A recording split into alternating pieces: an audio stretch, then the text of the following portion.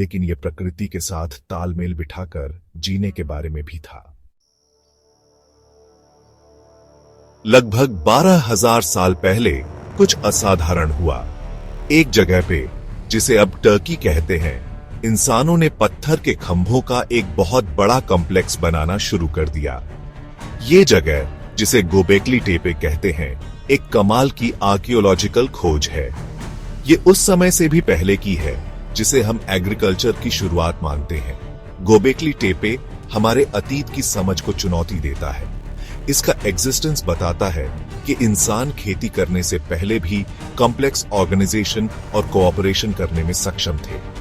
जिन लोगों ने Gobekli Tepe बनाया वो शायद अभी भी शिकारी संग्राहक थे, लेकिन वो इस जगह पर किन कारणों से आए, ये हम अभी समझना शुरू कर रहे हैं। कुछ स्कॉलर्स का मानना है कि ये पूजा की जगह थी या बड़ी गैदरिंग्स के लिए।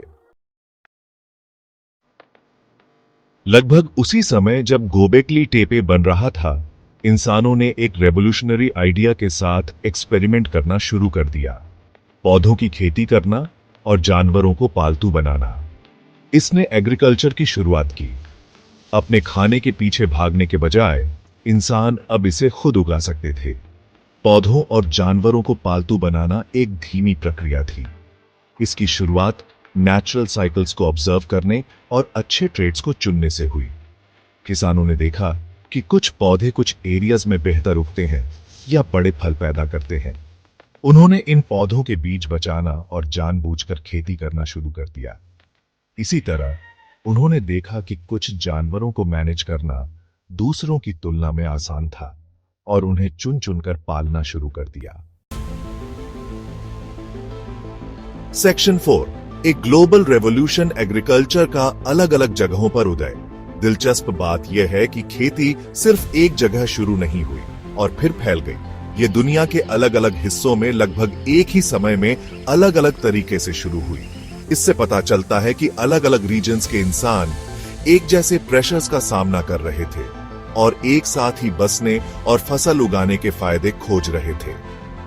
फर्टाइल क्रेसेंट में, जो मिडिल ईस्ट का एक रीजन है, लोगों ने गेहूं, जौ और मटर उगाना शुरू किया। मेसो अमेरिका में, जो आज का मेक्सिको और सेंट्रल अमेरिका है, लोगों ने मक्का, बीन्स और स्क्वाश उगाना शुरू किया। चाइना में चावल और बाजरा मुख्य फसलें बन गई। एग्रीकल्चर के इन अलग अलग ओरिजिन्स ने अलग अलग कल्चर्स और सिविलाइजेशंस का विकास किया, हर एक अपने यूनिक एनवायरनमेंट और एग्रीकल्चरल प्रैक्टिसेस से बनी। सेक्शन 5, तरक्की की कीमत। एग्रीकल्चर का इंसानों की सेहत पर असर। हालांकि खेती से कई फायदे हुए, लेकिन इसका इंसानों की सेहत पर भी बहुत असर पड़ा। मुख्य रूप से खेती वाली फसलों पर आधारित डाइट शिकारी संग्रहकर्ताओं के डाइट से कम विविध था। इससे न्यूट्रिशनल डिफिशियंसीज हुई और कुछ बीमारियां बढ़ गई। इसके अलावा जानवरों और दूसरे इंसानों के पास रहने से इन्फेक्शियस डिजीजेस का खतरा बढ़ गया। इन कमियों के बावजूद खेती ने फूड सप्लाई को स्टेबल बनाया और बड़ी पॉपुलेशंस को सपोर्ट किया। इसी वजह से सोशल ऑर्गेनाइजेशन के नए तरीके और गांवों का उदय हुआ। सेक्शन 6, गांवों से शहरों तक सभ्यता का उदय। खाने की अधिकता के साथ लोगों को अब लगातार घूमने की जरूरत नहीं थी। वे एक जगह बस सकते थे और पक्के घर बना सकते थे।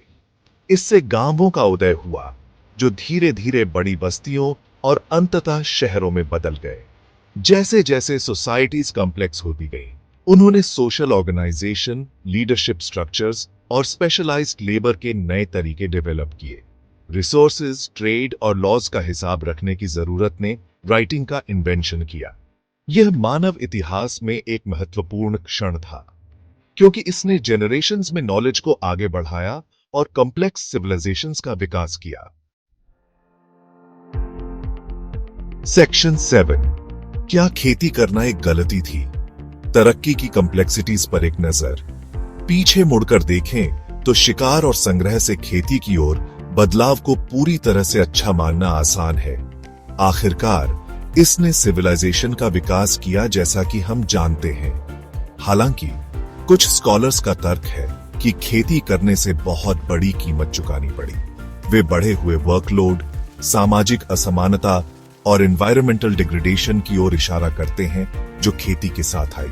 उनका सुझाव है कि शिकारी संग्रहकर्ताओं ने शायद ज्यादा लीजर टाइम, ज्यादा समानता और एक हेल्थी लाइफस्टाइल का आनंद लिया होगा। हालांकि यह डिबेट जारी है, यह हमें याद दिलाता है कि प्रोग्रेस हमेशा लिनियर नहीं होता है और हर टेक्नोलॉजिकल एडवांसमेंट अपने चैलेंजेस और कॉन्सिक्वेंसेस के साथ आता है।